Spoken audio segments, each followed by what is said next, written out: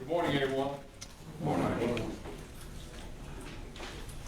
Got a good crowd on a rainy day. I mean, we're really interested in what we do here in the county, and our county commission. We certainly do appreciate you being here and your engagement, and the county commission trying to improve the quality of life.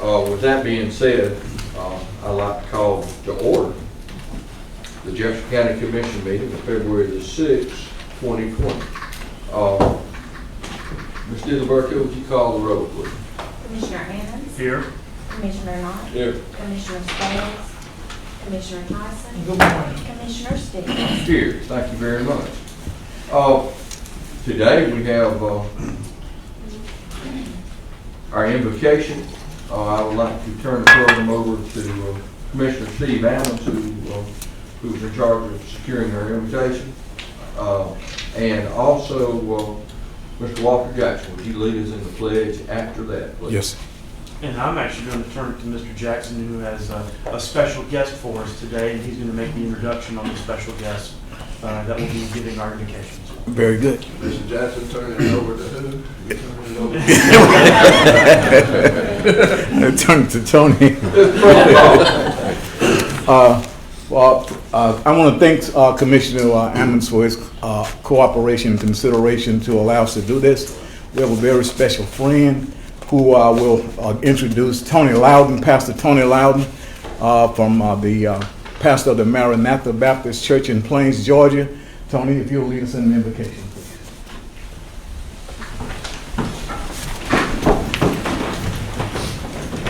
Let us pray. Heavenly Father, Lord, we just thank you today for this opportunity to gather here, Lord. All these servant leaders, Lord, who are doing your will. We ask that, Lord, that you would bless their minds and their heart, Lord, to be on one accord, that they do everything in a spirit of excellence. We ask you, Lord, that you would allow us to come together for this great state, this great city, to be able to help those that are in need. Lord, ask you to allow them to be the people that see those who are hungry, to see those who are in need, and see the elderly, the young, as well as those who are in our jails and our prisons. Father, bless them today, because some of our servant leaders come in here today and they have problems themselves. We ask that you to look at them, Lord, and give them clear mind and a clear conscience. Allow this city to become a city that is modeled after everyone else in this nation. Allow this city and these city leaders to be able to say, look what the Lord has done, and give you all the credit and all the glory.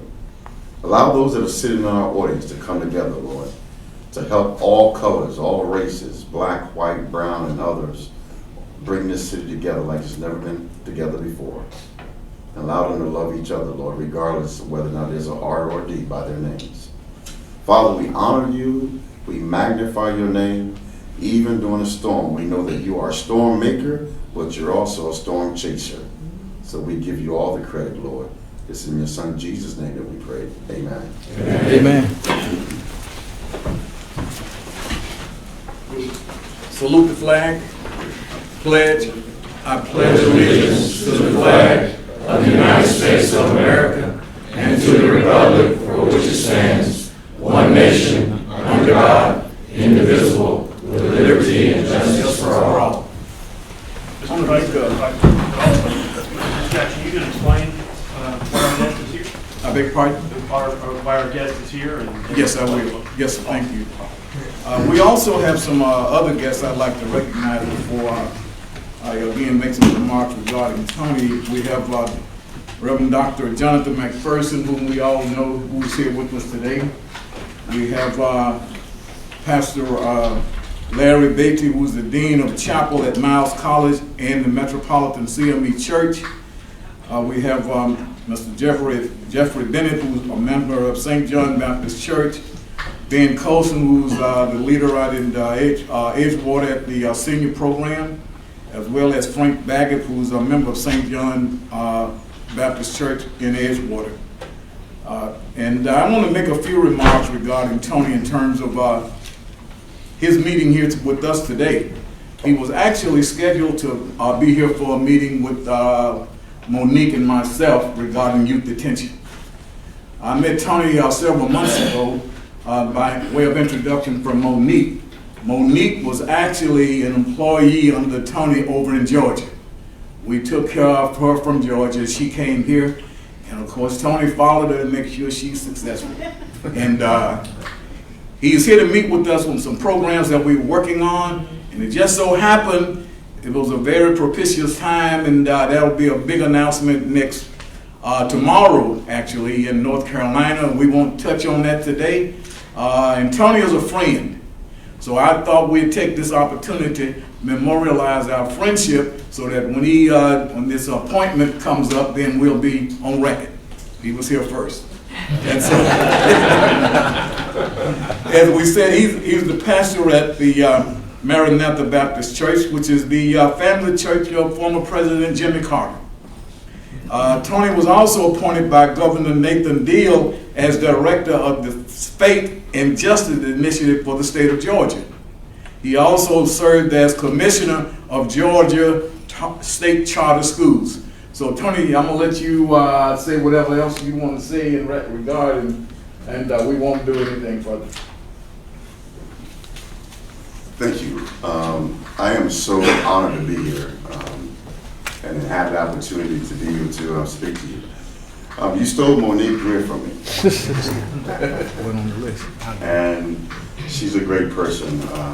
She worked for me for several years, working up and down the state when Governor Nathan Deal decided that we had to do prison reform in our state and not allow our state prison population to overrun our educational budget. We had to look at ways of doing things different.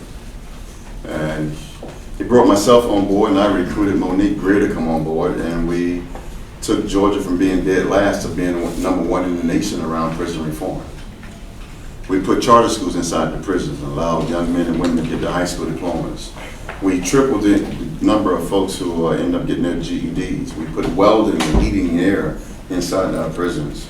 We took over prisons and turned them into evidence-based prisons. We changed the uniforms that men and women were wearing and gave them hope. We did family reunifications inside our prisons. We did the same thing working with juveniles as well. And when Monique decided to up and run and leave for more money over in Alabama, and she helped me out a great deal, I want to make sure that she was successful over here, because children is one of my biggest passions as well. We have a crisis in our country, especially throughout the south of our country, where the prison population, the jail population is growing, and especially around with our youth. I believe, and one of the reasons why I came here, I believe that our juvenile detention centers should become therapeutic detention centers, where no matter what the sentence is, we're getting them ready to become positive children in our communities. It's one of the reforms that I think that the whole country should look at. We allow too many kids to come into our jails and end up going back out worse than the way they came in. And whether they're found guilty or innocent, I believe we have a role as a community to make that happen. And so being able to come here to do that and eventually, hopefully be an opportunity to do this on the federal level, I'm really excited about that. The last few days have been a whirlwind for me, just having people ask me questions. But to come here, I love what you're doing. I love the fact that you're coming together and trying to bring the faith community together, looking at ways how we help the indigent. Because if we don't do those things, then we need to stop going to church and preaching from Matthew 25. If we don't do that, we can't preach from Genesis when Joseph was in the prison. If we don't do that, then we can't talk about David, who also should have been in prison, but he was a murderer because he wanted a woman that he wanted. We can't preach from Acts as preachers because Paul and Silas was in prison. Or maybe we want to be the community, like when Peter got out of the prison, he knocked on the door and the church wouldn't let him in.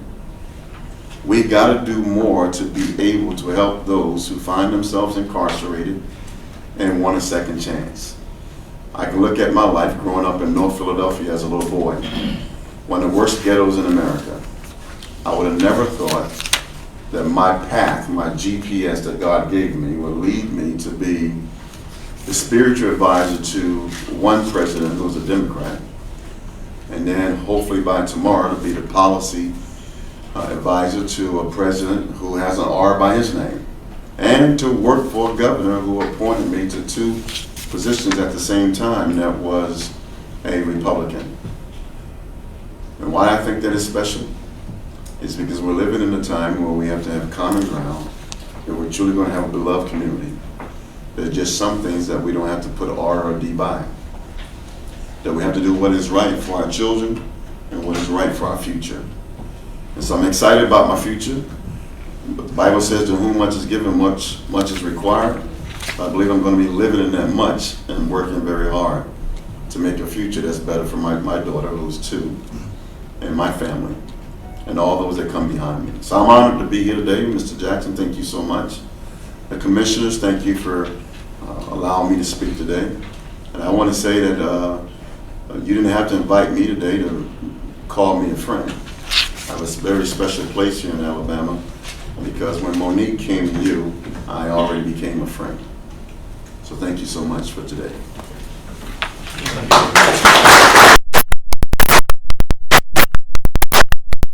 Commissioner, I had one oversight in recognition of Reverend Michael Wesley, Shiloh Baptist Church. I failed to acknowledge him. Thank you for being here. And thank you all, commissioners. Thank you all. Thank you. Thank you. Mr. Knight. Pastor Tony, do you have any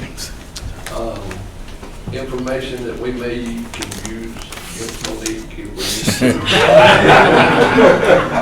We can have a sidebar meeting go into the prayer closet and talk about her. But we'll just keep that between me and you.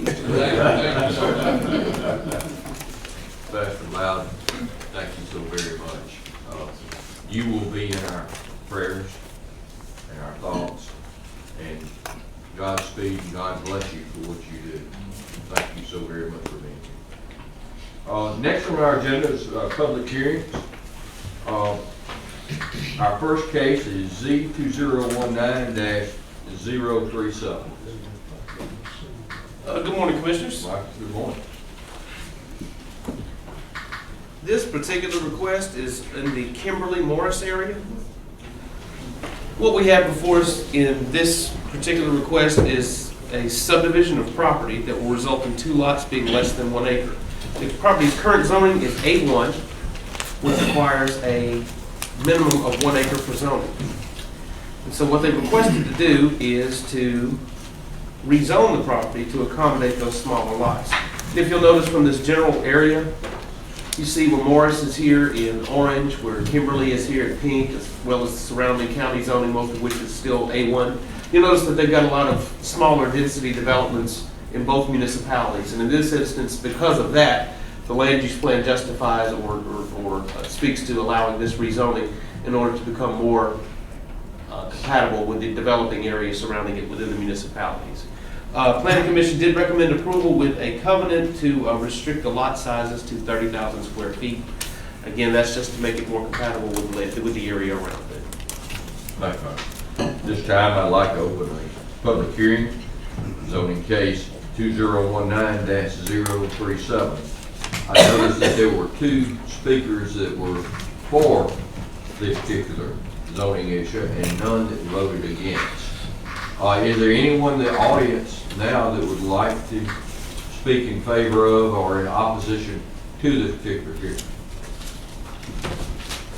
Seeing none, public hearing is closed. Move, got it? Been moved and seconded. All in favor say aye. Aye. Thank you very much. Next is case Z2019-038.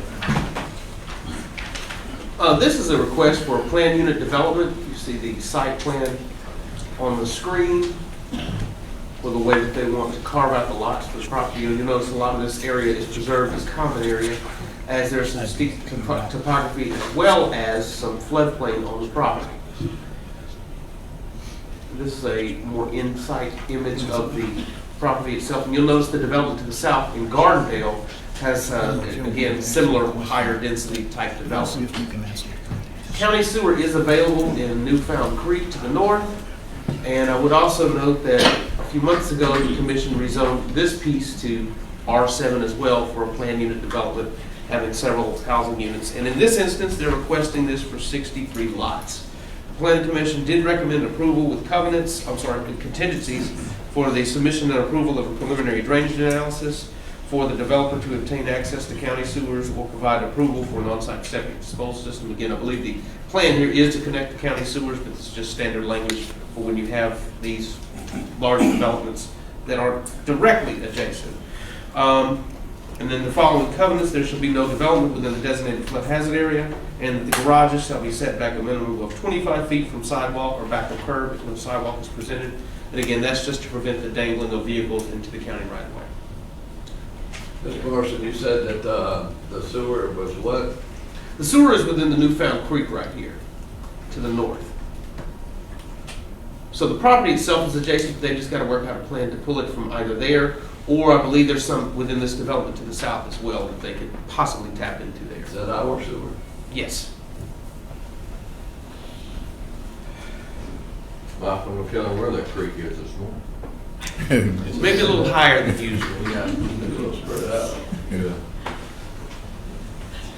All right, at this time, I'd like to open a public hearing for case Z 2019038. There were no respondents to the inquiry as to speak. Are there anyone who would like to speak to this matter, either for or against? Seeing none. Float. I'll second it, but I really would like to push them to get on the sewer. I believe that is the intent of this particular item. Good. Motion's been made and seconded. All in favor say aye. Aye. All right, thank you very much. Next is case Z 2019040, Dixon F. Murray. All right.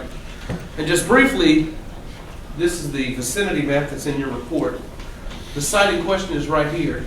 The previous site that we just approved was right here, and the one that we approved several months ago is just to the north of it. So this general area is experiencing some sort of growth right now. This particular request is for a subdivision that will contain, 204 lots, and is located just off of Brookside Colberg Road. And this is the picture from the land use map that's in your report, but you'll notice that this is surrounded almost by 3 municipalities. We've got Brookside to the west, we've got Gardendale to the north and east, and then we've got Birmingham to the south. In fact, this is adjacent to the Birmingham city limits. A lot of this area, that's the proposed layout, you'll notice the common areas there that they've got scoped out, which are around some steeper slopes on the property. And here's the topographical map of the site, and you'll see why this is a challenge to develop in this particular area. If you notice, the adjacent properties have a much more challenging topography than this particular lot itself. And that's why you see the development pattern in and around where you have that flatter topography where it's easier to develop anything.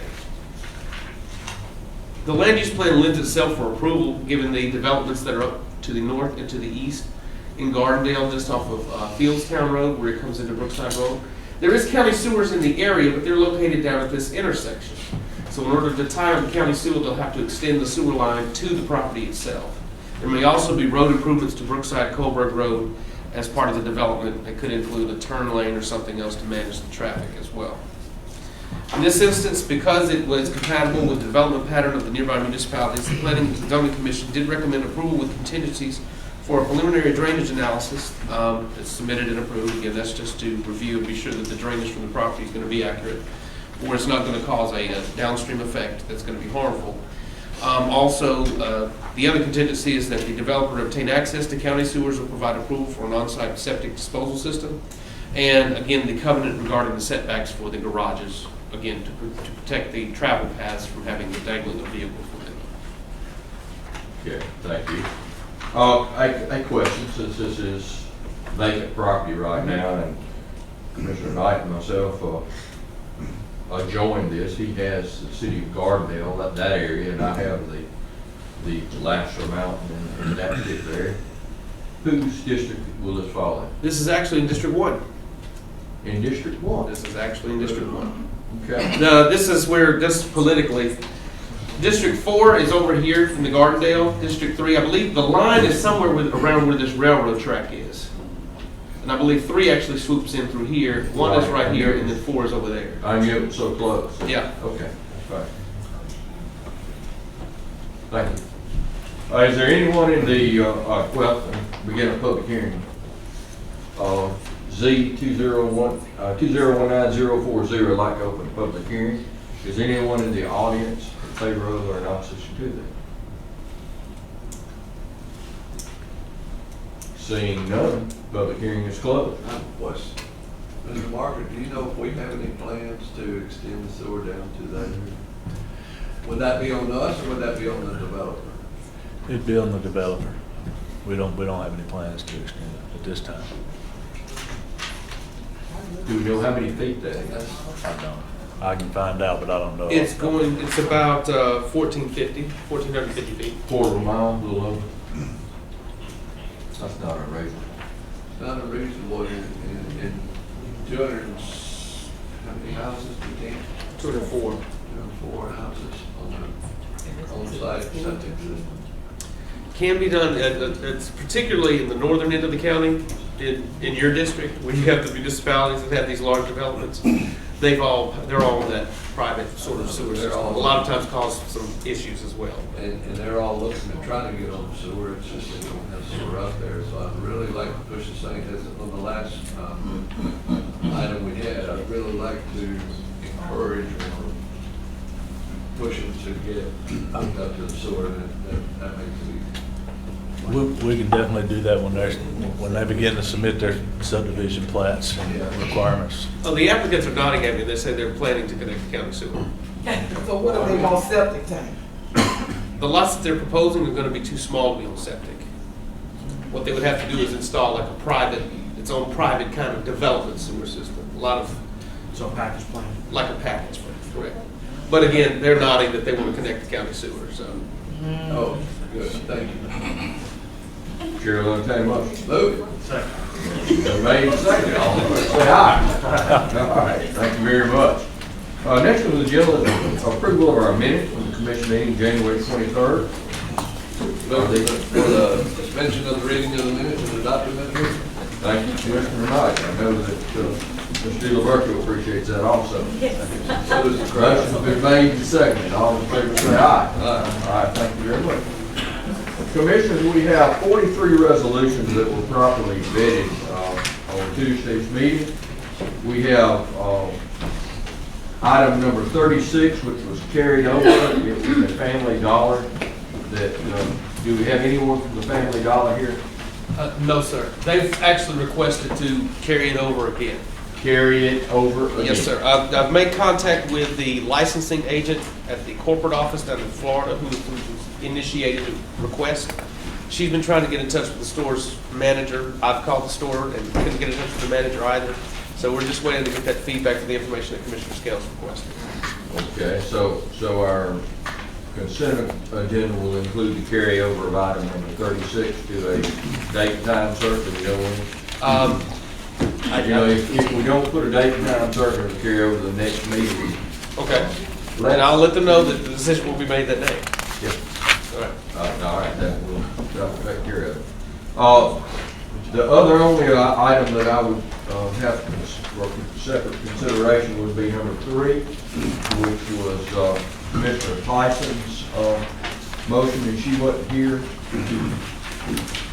Tuesday checking, did you look at this, Commissioner Tyson? Yes, I am. I'm fine. You're satisfied with it? So the chair will entertain a motion for items 1 through 43, with the exception of 36.